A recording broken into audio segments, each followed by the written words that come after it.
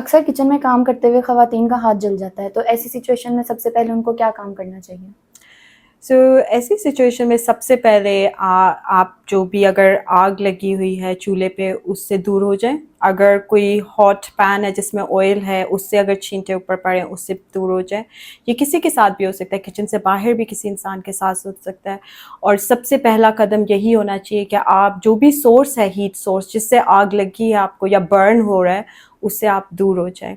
دوسرا آپ کیا کر سکتے ہیں کہ جہاں پہ آپ کو برن ہوا ہے، آپ کے ہاتھ پہ ہوا ہے یا جسم کے کسی بھی حصے پہ ہوا ہے، آپ اس کو ٹیپ واٹر کے نیچے 10 to 15 منٹس جو ہے اس کو رن کریں تاکہ جو برننگ پروسیس ہے وہ سلو ڈاؤن ہو جائے.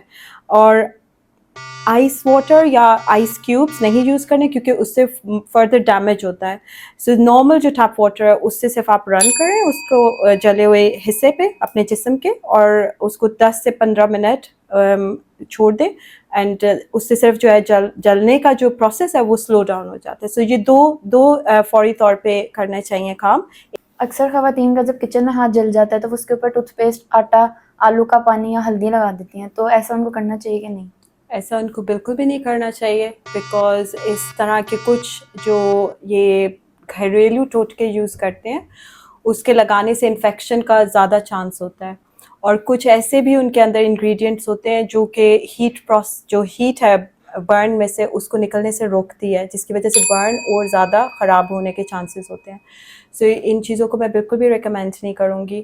جیسے میں نے آپ کو بتایا کہ اگر کسی کا برن ہوا ہے تو وہ فوراً سے ایک تو ان کو صرف صاف ٹیپ واٹر سے اس کو دھوئیں 10 سے 15 منٹ، اور اس کے بعد اس کے اوپر زیادہ سے زیادہ جو ہے کلنگ فلم لگا لیں. اگر ان کو بہت درد ہے تو وہ کوئی درد کی دوائی لے سکتے ہیں جیسے پیراسیٹامول یا آئبوپروفین ہے. اگر ادھر پہ چھالا بن گیا ہے تو اس کو بھی پاپ کرنے کی ضرورت نہیں ہے، پھاڑنے کی ضرورت نہیں ہے، بیکاز اس سے بھی رسک آف انفیکشن جو ہے وہ زیادہ ہو جاتا ہے. اس صورت میں ڈاکٹر کے پاس جانا بھی ضروری ہے تاکہ ڈاکٹر اس کو پراپرلی اسیس کر سکیں.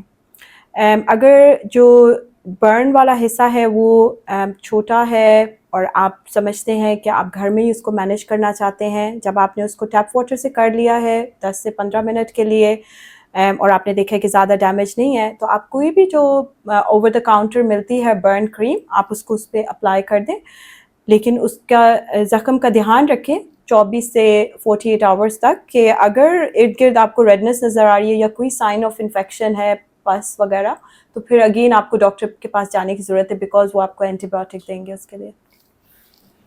اگر کسی کا بازو جل گیا اور اس کے اوپر کپڑا چپکا ہوا ہے تو کیا ہم اس کپڑے کو کھینچ کے اتار سکتے ہیں؟ بالکل بھی نہیں. اگر کپڑا چپکا ہوا ہے اس کو بالکل بھی کھینچ کے اتارنے کی ضرورت نہیں ہے، کیونکہ جو برن ہوا زخم ہے وہ اور زیادہ خراب ہوئے گا. اگر لوز کوئی کلودنگ ہے آپ اس کو ضرور ریموو کریں، لیکن اگر زخم کے ساتھ چپکا ہوا کوئی کپڑے کا ٹکڑا ہے تو اس کو کھینچ کے بالکل بھی نہیں اتارنا، کیونکہ اس سے ڈیمیج زیادہ ہوئے گا. تو اس کو ادھر پہ اسی طرح چھوڑ دیں تاکہ ڈاکٹر اس کو ریموو کریں گے.